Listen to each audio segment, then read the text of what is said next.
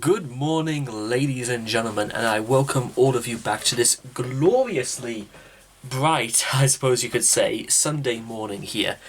Now today, ladies and gentlemen, there was something very interesting I would like to discuss with all of you.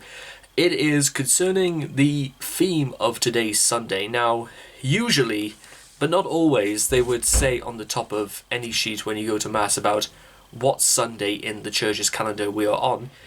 In particular, this Sunday is being dubbed as the Word of God. And what's quite interesting about this is that we were told about having to understanding the scriptures and understanding what God is saying to us from the Bible. In part, we can understand the ways of Jesus Christ. I say this because there was one reading I did today in service, and it was one of those occasions where I felt as if there was no other way you could have summarized the majority of my adult life possibly my life for the last 12 years than this. And in that fashion, I'm going to read it out to you now. I don't usually do the readings this early in the video, but this one I think will need quite a bit of elaborating, as it were. The reading from the first letter of St. Paul to the Corinthians. Brothers, our time is growing short. Those who have wives should live as though they had none, and those who mourn should live as though they had nothing to mourn for. Those who are enjoying life should live as though there were nothing to laugh about, and those in life who are buying things should live as though they had nothing of their own. And those who have to deal with the world should not become engrossed in it. I say this because the world as we know it is passing away. The word of the Lord, thanks be to God. Think about that, ladies and gentlemen, for one moment. Imagine living your life. You imagine you are happy, you are full of joy, you live in luxury, you have people who love you. And the only way to approach this is to imagine that you had nothing of your own, believing you had no... Because all of these things around you almost have material value. What they say about having wives, I suppose, is something that can be interpreted in a few different ways, I suppose. The point is that these are materials. They fail in comparison to what will be valuable to us when our time is coming to an end. Because when that does happen, and I've mentioned this a few times before, but maybe we should make that the starting point of this discussion, that all of us at some point have to acknowledge that the world is coming to an end. Maybe it's not the world we stand on right now, but maybe our own worlds. Men, women, children, the elderly, teachers, politicians, pop stars, everyone. Everything and everyone has its time. So, you may even want to possibly ask, well, how do you live in the knowledge that someday we will be dead? Well, that is a very, very difficult thing to ask, because this involves contemplating the phenomena question that is known as, what is the point in living, or what is the meaning of life? It may even interest some of my viewers to say that I'm actually in the process of beginning to write a thesis on such a very complex subject about what do we live for, why should we live, who do we live it for, what is there to live for, and how do we live our lives. It's interesting because those are sort of the main 5 W's and the 1 H in regards to journalism, i.e., if you're planning an investigation or a story, you've got to consider all of these questions, and then you work your way up from there. Now, the key question I want to ask is, and this is something that we use so often in every day of our lives that I'm still surprised that it's not even been taken for granted yet. And this, of the 5 W's and the 1 H, I believe that what is perhaps the most prominent of these questions. What? think about how many times a day you might say or think what. In many ways, it could be the default response to to a response about something you may not understand, or simply you simply do not understand about something that you may have misheard. Or because think about that, like what, like if somebody says something indifferent to you and you're just like, what? Because it's sometimes we say it without even thinking it. It's just, what can you explain? What on earth are you talking about? Those sort of examples. And when we do something like that, we may want to ask ourselves, what is the word of God to us? I mention this because in the reading I just mentioned, I mentioned how this largely sort of reflected my own life in terms of, yes, on the outside I may be very cheerful, I may be very engrossing, I suppose. I sometimes I don't even know half of the words, that if they have any meaning at all to my own life, I suppose. But if I am all of those things on the outside, then it's only because I am in the very vague, unconscious belief that one day I'm no longer going to be on this planet. And I think that's for me, that subject, it's a very problematic conundrum right there, because even if I know fine well, actually, there's no denying it, like I said earlier, that one day I'm no longer going to be around, then should I not, in many ways, make the most of the time I've got left? But then, of course, I'll refer to the what I mentioned earlier, is what do you do with how much time you've got left? What do you do? What can you do? What is there to do for others? What is the point? And even though technically I argue that what is the biggest point of all when it comes to the 5 Ws, just like in general day-to-day terminology, what exactly can we do about it? Where on earth do we begin? And that is actually more or less where the beginning of my thesis into the meaning of life more or less begins. I need to turn the light on. That's it's made some difference, but it's very curious that I have to turn the light on even when it's no more than 11:10 in the morning, and it's still, I don't know how well you can see this, but it's not a bad day out. It's chilly, but don't go outside with a spoon, you might say. So, putting this aside for one question, for one moment,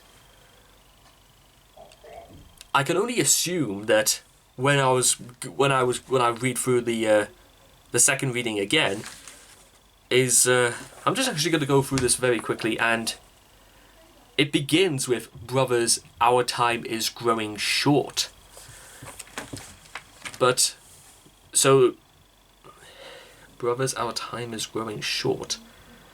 But you could argue very much, if I was to make a point saying that this encompanies a large part of the last decade of my life, I would say, how is my time growing short? I turned 23 years old in 1 week from today. I'm still, in many ways, a young man as far as I can work out, as far as the majority of people on this earth perhaps might consider me a young man. However, 10 years ago, it was just the last week of my childhood, perhaps, because obviously I would have turned 13 in a week from then. But then that illustrates a very interesting point when all this is considered. 10 years ago, I was still a child. Within a week of that day, I would have been a teenager. And I'm no longer a teenager since I turned 20. And I'm an adult. I've been adult for the best part of the last 3 years. And, well, what have I done as an adult? Because I'd like to imagine, and this is one of the most difficult parts about learning to grow up and learning to understand what my place is in the world. I've written amateur screenplays. I've written miniature thesis on the basis of adulthood. 3 years ago, I even came up with... It started off as sort of like a music video, like a story to one of my favourite songs ever written, Rhinoceros by the Smashing Pumpkins. But then it grew, and I grew along a little bit with it, because I could have seen this as a movie. Like, I could have pictured in my mind exactly what there was to do. But what has come of it in the last 3 years since I last had this idea? Nothing. Just words, just things on a page, and now I'm relenting them to you. Which, that troubles me, because what if it never gets made at all? What if my only vague memories or, documentation of the idea of the existence of Rhinoceros, I decided to call the screenplay Rhinoceros anyway, because in many ways it was me paying homage to the song itself. What exactly... You see what I'm trying to trouble you? I'm very concerned about is that if our time is growing short, but what can I do? How can I stop this? Where do I begin? Why should I try? There are many things that we have to question. In fact, maybe that's a very good point for the video before my 23rd birthday. I should make a video going through, in a very journalistic point of view, exactly what's going to happen when I turn to 23. I know this sounds this sounds a little bit over indulgent, perhaps a little bit over romanticized, as it were, a little bit of like one of those bizarre Hollywood, blockbusters and that, where something really substantial and important happens. I'd say it's more art house than I would say Roadhouse, you might say. I've never seen Roadhouse, but I heard it's really good. Wasn't like Jason Statham? I'm not even going to get into that in a moment. Because the whole point of why I wanted to do this is because I need to... I think it's important for me as an adult, and remember, adult is something I take very, very seriously, because for me it constitutes maturity, intelligence, knowledge, wisdom, setting an example, being smart, being independent, taking responsibility, accountability, acknowledgement, and care. And I'm not entirely sure whether or not I can say I've done all those, because I haven't done anything substantial with that yet. And that's... If I let that worry me too much, I feel like it's all I'll have to think about for the next 20, maybe 25 years. I've got to, in some ways, somehow, and take this as the word, or almost like a vocation, as it were, between now and Saturday of next week. I've got to somehow, in here, work my way into a system to not only change my behaviour, change my habits of dieting once again, changing the ways that I look at the world, but the world, I've got to change the world within my head into spinning on a different axis. Maybe possibly having the sun revolve around the earth, as it were. I've got to do something that changes the very fabric of my of the insides of my skull. Like possibly losing one of the very things that I've loathed the most. One of the things that I feel as if like is holding me back, but at the same time has come to be a very definitive part of my character for the last 22 years. Fear. The fear of not knowing whether or not I have what it takes. There you are, ladies and gentlemen. I used what again. You see what I'm talking about? It's fascinating how many times you say it, even when you don't even realize you're saying it. So putting all that aside, what are we going to do? Well, watch this space here, ladies and gentlemen. Watch what I'm going to do this next week. I want to prove to you guys that this, because I take this to heart, I really do, because it was eye-opening, because how ironic that it would be the Word of God seems to be... It really did seem to be the first time in a very... Because in the last year, I've had to think very extensively about my relationship with God, about whether or not my vocation was really what I wanted or what I needed. I had a lot of time to think about this and exactly what kind of guidance or help I could get from God, from the Bible, about how I can change my life for the better, or how I can make myself a successful person, as it were. And I think I'll simply have to do what I've always had to do, and I'll demonstrate this in a little bit of an update I'll do, possibly on my birthday. I think that'll be a better idea to do it then, is to do a video demonstrating what I'm going to do and how I'm going to do it. Simply put, just getting on with the task. I think that is going to be a good place to start. Not making, no Hollywood blockbuster badass action lines, no over-pretentious lovey-dovey speeches, no one-liners, no quips, no jokes, no satirical sarcasm, no ironic iambic pentameter, nothing fancy like that. Just do it. Because if I let my dreams be dreams, then that is all they'll ever be. I'll leave you all with that, ladies and gentlemen, and think about that, ladies and gentlemen.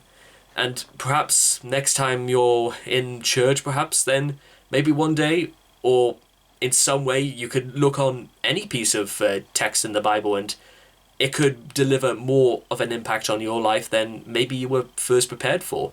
The first reading, for example, is of the story of Jonah going out to Nineveh and proclaiming that the city is going to be destroyed by God, and the people of Nineveh redeemed and changed their ways. If they can do that, then why can't I do that? Jonah was chosen to be God's messenger. He was chosen to do this.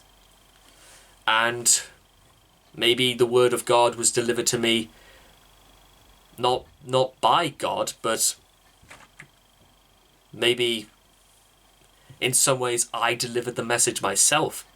I basically said what I've known all along, which curiously enough is something I think I've also known for the last 10 years, but for one reason or another I never acted upon it. Maybe out of fear, maybe out of public fallout. Well, fallout with my peers at school, I should say. That maybe deep down I always knew the answer, but never understood the question. Now that I know the question, I think it's time that I learn how to answer it. Take care, ladies and gentlemen, and I hope you enjoy the rest of your Sunday. Goodbye.